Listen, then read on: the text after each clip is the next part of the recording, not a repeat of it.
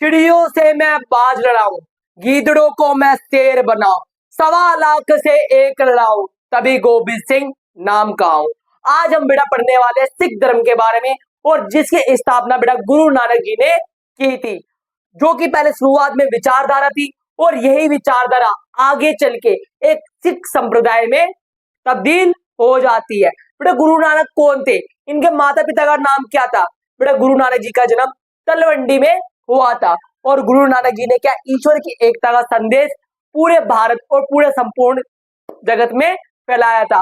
ऐसा कहा जाता है कि एक समय की बात है, जब गुरु नानक जी यात्रा कर रहे थे, तो उसी दरमियान जो गुरु नानक जी थे, उनके पैर मक्का की तरफ थे, जो काबा है उधर की तरफ पैर रख करके सो रखे थे। तो बेटा कोई मुसलमान जा रहा था, उसने बोला कि आपको पता नहीं है कि वो दिशा किसकी है, आप उस तरफ पैर करके सो रहे हो।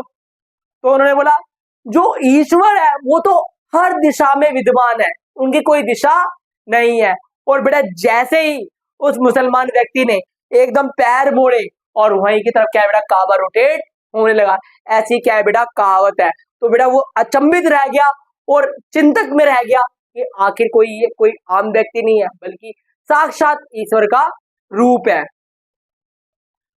सिख पंथ का आरंभ एक आध्यात्मिक आंदोलन के रूप में हुआ था, किंतु बाद में कुछ मुगल शासकों की बढ़ती असहिष्णुताओं एवं उत्पीड़न ने सिख गुरुओं को उत्तर देने पर विवश किया। बेटा मुगलों ने सिख संप्रदाय को दबाने के लिए, विचारधारा को खत्म करने के लिए अनेकों भरसक प्रयास करे, पर ये प्रयास सारे विफल रहे। इस घटना ने गुरु अर्जन देव के पुत्र तथा उत्तराधिकारी गुरु हरगोबिंद सिंह सैन्य प्रशासन आरंभ करने और सिख सेना बनाने के लिए क्या बेटा एकत्रित किया। जब जहांगीर को पता चला कि गुरु अर्जन देव ने उसके विद्रोही पुत्र का समर्थन किया है, तब उसने गुरु को यातनाएं और मृत्युदंड का निश्चय किया। बेटा गुरु अर्जन देव को क्या है बेटा जहांगीर के द्वारा मृत्युदंड दिया था। उससे पहले क्या है बेटा बहुत तरह तरह की यातनाएं दी जाती हैं। क्यों? क्योंकि जहांगीर को बेटे को क्या दी थी, शरण दी थी, और इसी के खिलाफ क्या थे, ये हो गए थे जहांगीर। और किस प्रकार उन्होंने बेटा सर कटवा लिया, पर अपना धर्म परिवर्तन नहीं करा, और किसी प्रकार से मुगलों के आगे क्या है बेटा झुके नहीं। ये थे बेटा कौन, गुरु अर्जन देव। किस प्रकार बेटा सिखों ने अपनी गौरवता का प्रदर्शन किया। गुरु अर्जन देव, गुरु ग्रंथ साहिब सिखों का पवित्र ग्रंथ है, जो ईश्वर की एकता, मानव समानता, उच्च नैतिक मूल्यों का संदेश देता है। इसके अंदर बेटा कबीर जी के, तेग बहादुर जी के अनेक जो गुरु हैं, उनके क्या है बेटा विचारों को संकलित किया गया, और इसे ही क्या है बेटा गुरु ग्रंथ साहिब कहा गया है।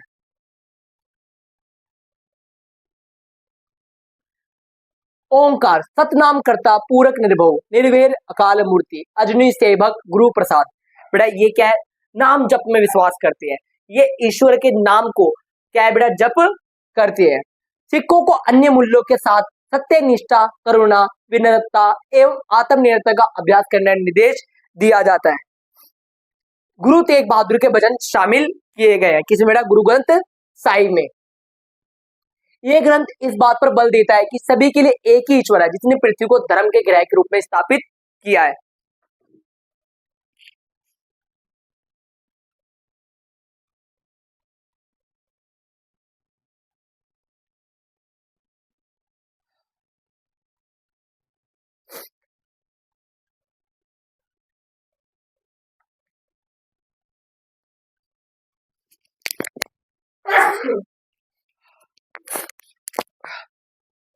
सोलह सौ 75 में कश्मीरी पंडितों का एक समूह इस्लामी उत्पीड़न से क्या था बेटा,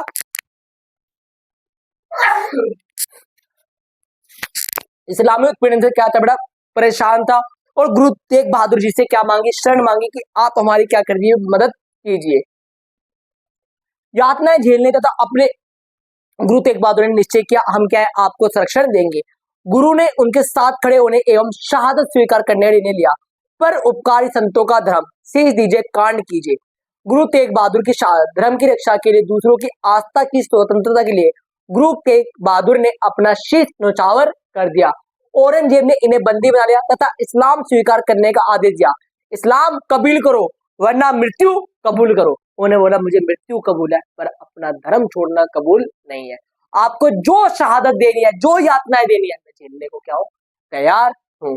यातनाएं झेलने तथा अपने दो शिष्यों की यातनाओं के कारण मृत्यु हो जाने के बाद भी गुरु ने इस्लाम स्वीकार नहीं किया। उनके दो शिष्य भी थे, उनको इतनी बुरी तरह से बेरहमी की तरह शहादत दी गई कि लगा औरंगजेब को कि शायद गुरु तेग बहादुर जी का दिल बदल जाए और ये इस्लाम कबूल कर ले। पर हंसते हंसते क्या है बेटा, उन्होंने सारी यातनाएं झेल ली और अपने आप को बलिदान कर दिया। भाई मती दास को आर्य चीर दिया गया, जो बेटा इनके शिष्य थे मती दास। आप सोचो बेटा, अगर हमारी हल्की से सुई लग जाए तो कितना दर्द होता है। और बीच में से औरंगजेब ने क्या बेटा, इनके अंदर बेटा कट्टरता, इनके अंदर कहते हैं ना मानवता जैसे शब्द इनके हृदय में नहीं थे औरंगजेब के मन के अंदर। भाई सतीदास को उबलते पानी में डाल दिया गया। सोचो कितनी यातनाएं दी गई। गुरु तेग बहादुर ने अटूट साहस और अड़िग विश्वास के साथ कष्ट सहे, परंतु अपने सिद्धांतों से विचलित नहीं हुए।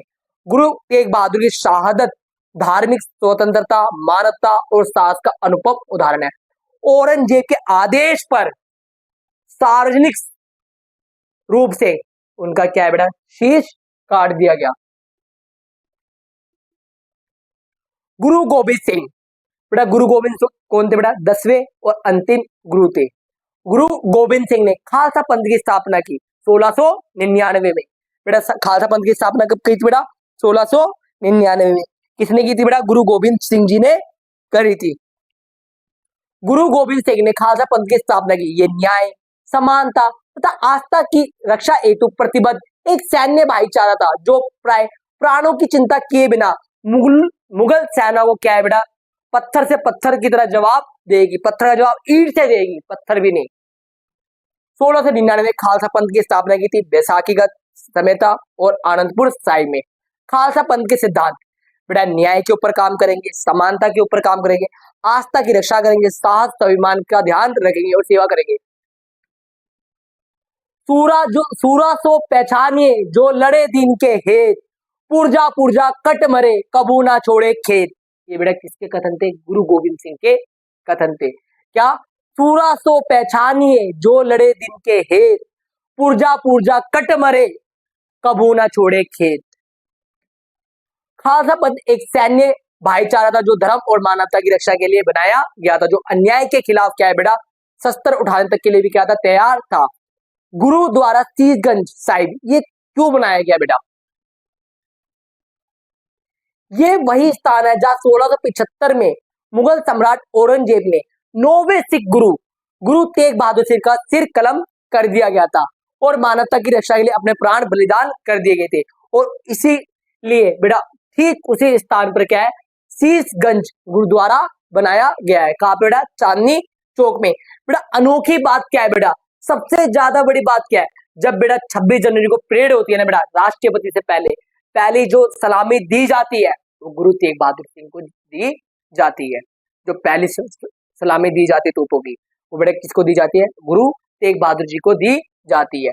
इस ऐतिहासिक गुरुद्वारे को सिख रेजिमेंट द्वारा विशेष सम्मान दिया जाता है और 1979 से प्रत्येक वर्ष गणतंत्र दिवस परेड में राष्ट्रपति से पूर्व सिख रेजिमेंट यहाँ सलामी देती है। राष्ट्रपति से पहले बेटा यहाँ पर क्या है, सिख रेजिमेंट सलामी देती है। सिख पंथ में गुरुद्वारा एक पवित्र पूजा स्थल है, जहां संगत, शब्द, कीर्तन और अरदास और लंगर प्रथा जो कि बेटा गुरु नानक जी ने प्रारंभ की थी, ये सब चीजें क्या है बेटा चलाई जाती है। आप बेटा क्या है बेटा, खाने की हर व्यवस्था यहाँ पर करी जाती है।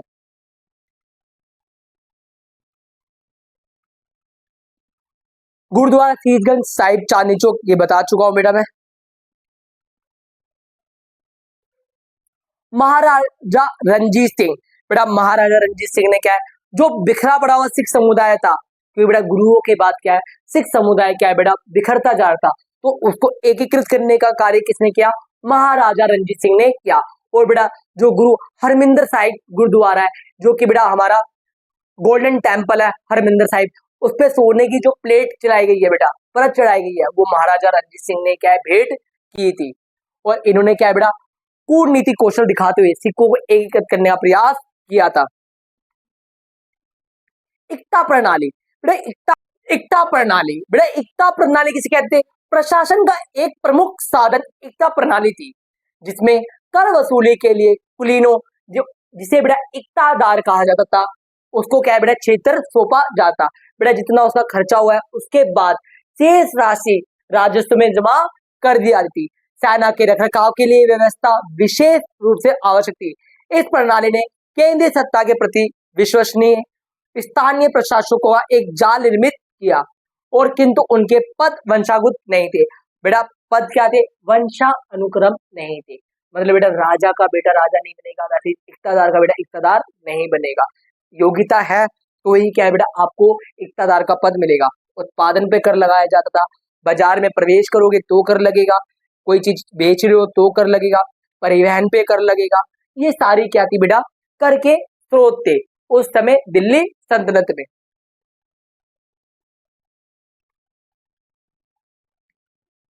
बेटा मुगल प्रशासन व्यवस्था, दीवान वित्त का प्रभारी जो बेटा पैसों का हिसाब किताब रहेगा, मीर बख्शी सैन्य विषयों की देख रखेगा, खान ए सम्मान, क्या बेटा? खान ए सम्मान शाही घराना जन कार्य व्यापार और उद्योग और कृषि का प्रभारी। बेटा सभी बच्चे कह रहे हैं कि खान सर के बारे में बोलो।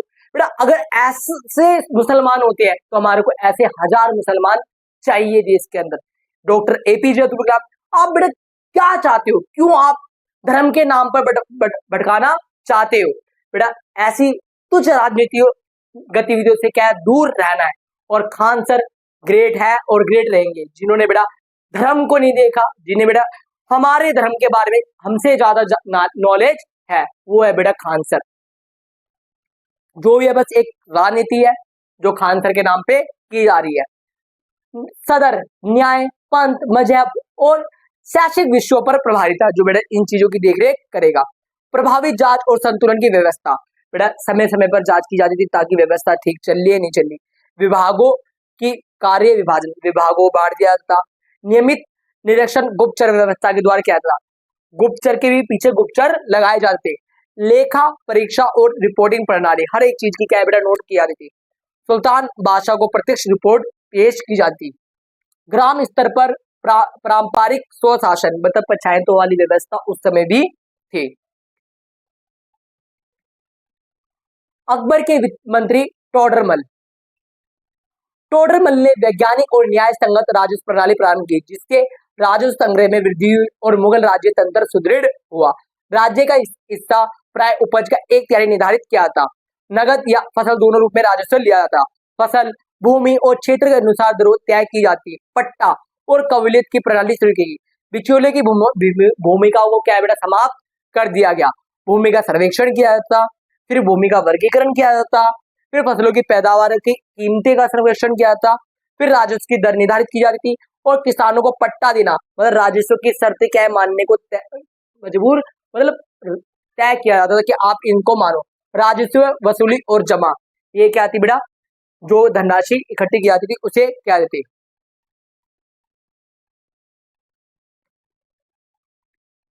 हुंडी। बेटा हुंडी क्या थी? बेटा जैसे आज के टाइम पे चेक होता है, वैसे बेटा उस समय एक ऐसी व्यवस्था थी हुंडी, जो क्या है बेटा अगर आपके नाम पे कर दी गई।